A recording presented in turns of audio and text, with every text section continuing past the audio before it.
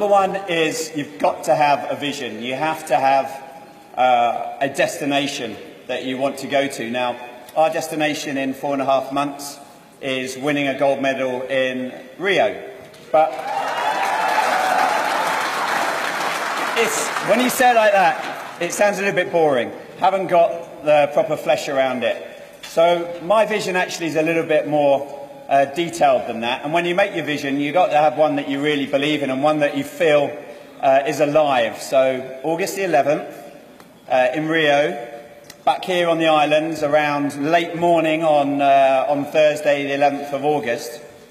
If we get our vision right, we'll be lining up for the national anthems before the gold medal game. Now, the way that I started the journey with Fiji and the way that we'll finish it in the Olympic Games, it's never straightforward. So don't expect us, if our vision's right, to win a gold medal by 40 points. Expect the last play, and this is where I'd like my vision to gain some feeling. That last play, when maybe 1 million Fijians might be gathered around various televisions, rather than do the normal thing where everyone's screaming and shouting, they can't. Because on that last play, we either need to score or we need to hold out the opposition. It's not going to be a simple way to win a gold medal. And for that moment, I call it the freeze. That moment, there will be no shouting. It will be the first time in Fiji that it will freeze over. Everybody will be holding their breath, waiting for us to decide and see whether we've won a gold medal or we haven't won a gold medal. Now, that's my vision. Obviously, I'd love to win by 40 points, but it's our end goal. Now, to make sure that we are on the path to be able to run onto the field for that gold medal game, we have to constantly reassess with small goals to make sure that we know that we're on our track.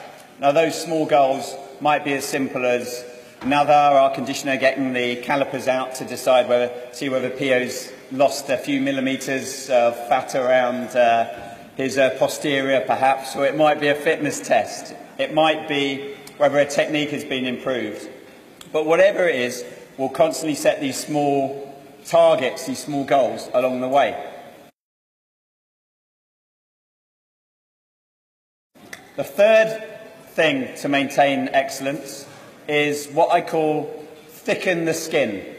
Now, for me, it's quite easy. I've heard that in some of the other countries, if they lose a game of sevens, they get a lot of grief. You know, it's almost as though everything's fallen in. Luckily, in Fiji, it's not like that at all. Everybody's understanding if we don't beat New Zealand by a couple of points. Senga-nalenga, everything's okay. They'll be all right on the night. But that pressure, and there's different types of pressure that the boys will get, you want to have as many things as possible to thicken your skin as a team. Because when you get to Olympic Games, or when you get to whatever it is at the end of your vision, you have to be able to cope with anything. Now, in the short time I've been an international coach, before a game I've had 2 boys collide into each other and knock themselves out. We've had a terrorist attack warning, where we've had armed guards escorting the team out to play. We've had the numbers of our shirts peeling off because they weren't fitted on properly, and that incurred a £50,000 fine with every number. And I had a pen in the tunnel writing number 10 on Ben Golling's back as they were all peeling off, and I was hoping that it wasn't going to count into hundreds of thousands of pounds. I've had the bus crash on the way to a tournament. I've had our star player get ill. I've had our star player go down in the first game. And all of those things are the what-if scenarios. All of those things, if you aren't prepared, if your skin isn't thick enough, you're going to fall over. It's going to be too much for you. So across the next 4 months, we want as much pressure as we can. That mental toughness, that thickening of the skin is a natural process for us. So we welcome all of those opportunities so that when we get to Rio on August the 11th, whatever's thrown at us, whatever happens in the week preceding or the month preceding, we can deal with it. The fourth thing is review. You need to constantly review what you're doing.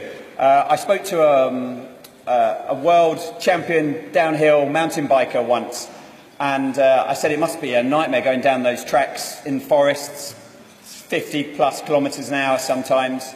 You really got to keep your eye on the wheel. He says, I never keep my eye on the wheel. He said, I don't do that because I'm always scanning 5 metres ahead of me. I'm always looking for the next danger. Then I don't worry about the imminent danger because I've already seen it, I've already scanned. And that's what reviews are all about. Are you on the right path? The path that you've just done, is it the right one? New Zealand suddenly bring in 3 or 4 key players that perhaps play a little bit differently to what you're accustomed to. Is the path you're on the right one? Do you want to change it a little bit? You're constantly reviewing all the time, to make sure that not only the path that you've decided is the right one, but if it isn't, what adjustments you need to make before you start having to look at that tyre again. You keep looking ahead, so you're one step ahead.